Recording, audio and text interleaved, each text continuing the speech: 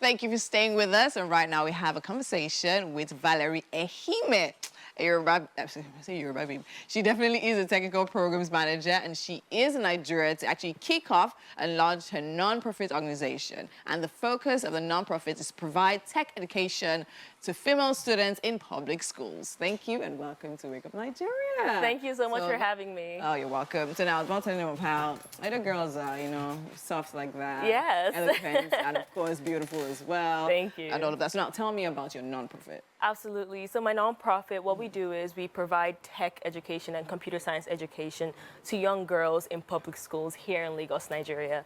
We know there's a need for it. Yes. We know that our public school education sometimes lacks computer science education, and tech is really the new wave. There's just so many opportunities that young girls could have in tech. Yes. And so my nonprofit goes into public schools, and at no cost to the girl child, we provide them with computer science female teachers, and we teach them the basics of computer science, coding, programming, and we talk about how to use technology to solve problems in their communities and how they can actually fix it with technology. Beautiful. So now I noticed you actually said female teachers. Yes. There's a reason for that. 100%, 100%. As I was growing up and as I was in school, I rarely saw computer science teachers, technical teachers who were women just like myself. Okay. So I believe that it is imperative and very important that the people who are serving as the role models for our young girls, the people who are teaching our young girls how to code, teaching our young girls engineering, they are women just like you and I. Yes, of course. So they can see themselves. 100%. Perfect. Totally understand. So now tell me about your background. Yes. I mean, so where did you fall in love with tech? And when did you realize this is what you want to do? Absolutely. So I grew up here in Lagos, right? Like, as I was going through school, secondary school here, I found that I really liked math. I liked further math. Okay. And so as I completed my bachelor's degree in computer science abroad, and then I got my master's in systems engineering abroad as well, I just kind of saw that I really enjoyed what I do. I enjoy solving problems with math. I enjoy solving problems with technology. As I was going through college and I began taking computer science classes, I saw that I really enjoyed what I was doing. Yeah. I didn't see a lot of other young women who looked just like me. And so I want to change that. I want a world where when a young girl visualizes or sees who a computer scientist is, she sees somebody who looks just like her. Who looks just like her. Amazing. It makes a lot of sense, because I was actually going to ask, I mean, why did you decide to come back to Nigeria? Because you do it anywhere else. Absolutely. It's Nigeria. Nigeria is home. I grew up, I love Nigeria. There's a need for it here. There's a need for, education to be improved here in Nigeria. The world is moving very fast. Tech is moving the world very fast. And I do not want Africa, I don't want Nigeria, I don't want our young girls to be left behind. Yes, makes sense. Okay, so now a lot of people will argue that, I mean, there's a lot of great things about tech, of course, based on what you're doing. But then again, our parents are struggling with the balance. So balancing the bad and the good. So now, what would you say in your words, even talking to these girls? Because, of course, we have to tell them and expose them to the fact that there are good sides and there are bad sides. Absolutely. How would you say you curb the bad sides? Absolutely. I would say that people can use any tool to do good or bad, including tech. But I think that parents should set boundaries around the time and access that their kids have to their computers and their laptops. Parents, I acknowledge and I understand that parents can be concerned about that, but it's absolutely important that we allow kids to learn this and be creative with this, but absolutely set boundaries to ensure that you are seeing what your kids are working on, you understand what they're working on as well, perhaps even time boundaries as well so that they have time for other things as well. Okay, amazing. So you spoke about how the launch was last week. Yeah.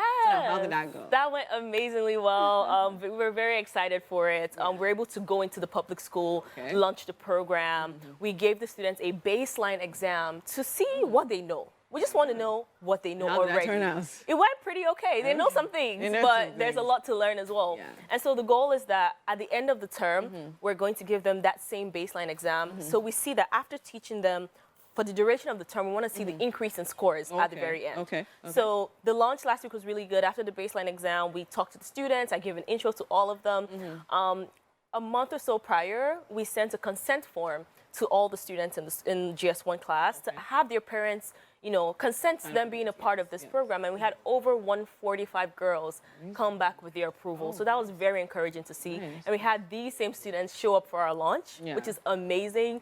And so we had, all our teachers come in as well. execute the baseline exam, and do an intro to the course. Okay. And now we are starting to teach the students once a week, every Wednesday. Okay. And, you know, we're able to, my co-founder and I, my friend and I founded this organization, and we were able to fund it ourselves. However, you know, for us to scale up, for us to provide even more computers for the young girls, computer science has to be taught in a very hands-on way. It can't just be theoretical. Yes. And so, you know, we're hoping that we can continue to get more resources so we can procure even more computers for the girls so that it's one computer per student. That's amazing. Okay, so now the model of teaching, what's the mode of teaching? So it's about how you, okay, once a week, right? So you go into the classes, and then what happens? More online stuff, I mean, in classes, in the classrooms of the schools, of the public schools, or is it a different center? So yes, it is once a week, every Wednesday for a 1 hour time period, and the teachers go into the school to go teach the students in their own classroom, and the teachers bring in the resources like the computers into the classrooms so that they teach with the computer, they use the board, and they use the computer as well, and they give the students the opportunity to also get hands-on experience using the computer, doing the classwork on the computer as well. But then again, what would you like it to be like? Oh my goodness, yes, we're starting with what we can right now, but we definitely want to scale up and do more. I want there to be one computer per child, so that it's, you know, we grow from group work to where each student has the ability to work through their classwork at the same time with every other student. So that's what I want. A computer per student and more teachers. Yes, a center, a computer center. That would be amazing, yes. Students come in, amazing. I think you're doing amazing work. Thank you. And I'll say well done. And of course, for this great work, you definitely will have resources coming in no time at all. Just keep it up. That. I love your set of teeth, very white. Thank you. You're welcome. And that's all we're taking on this interview, but so much more to come right here on Wake Up Nigeria. Stay tuned.